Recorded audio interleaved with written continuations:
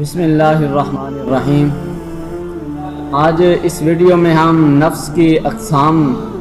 کا ذکر کریں گے کہ کون سا ایسا نفس ہے کہ جو انسان پر غالب جب آ جاتا ہے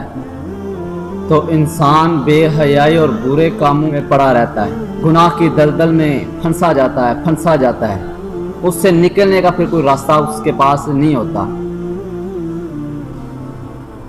تو تفسیر تبیان القرآن علامہ غلام رسول سعیدی صاحب اپنی کتاب میں لکھتے ہیں کہ نفس کی 4 اقسام۔ ایک نفس امارہ، اس سے مراد وہ نفس ہے کہ جو انسان پر جب غالب آ جاتا ہے کہ انسان گناہوں کی دلدل میں ڈوبا رہتا ہے، گناہ کرتا ہے، بے حیائی کرتا ہے، اس پر اسے کوئی پچھتاوا، کوئی دکھ نہیں ہوتا، لیکن اس پر افسوس نہیں کرتا۔ دوسری قسم وہ بیان کرتے ہیں کہ نفس ملہمہ، یہ نفس ایسا نفس ہے کہ انسان برائی کا سوچتا تو ہے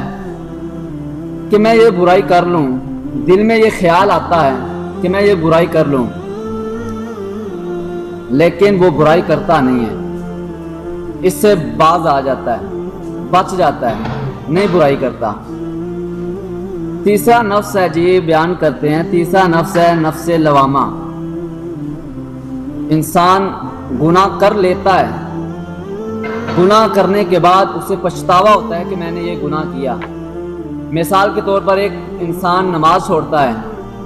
نماز چھوڑنے کے بعد جب وہ خیال کرتا ہے، سوچتا ہے، تو اسے شرمندگی محسوس ہوتی ہے، ندامت ہوتی ہے کہ میں نے یہ نماز کیوں چھوڑی، دل میں افسوس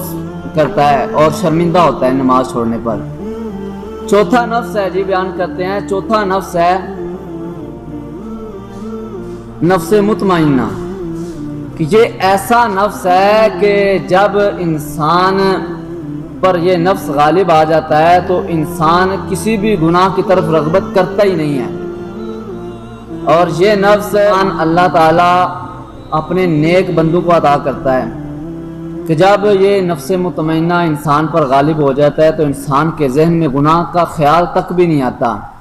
اور اللہ کا وہ برگزیدہ بندہ بن جاتا ہے۔ تو پھر عالم یہ ہوتا ہے کہ جو وہ منہ سے صدا، جو وہ منہ سے عرض کرتا ہے، اللہ رب العزت اسے فوراً قبول فرما لیتا ہے۔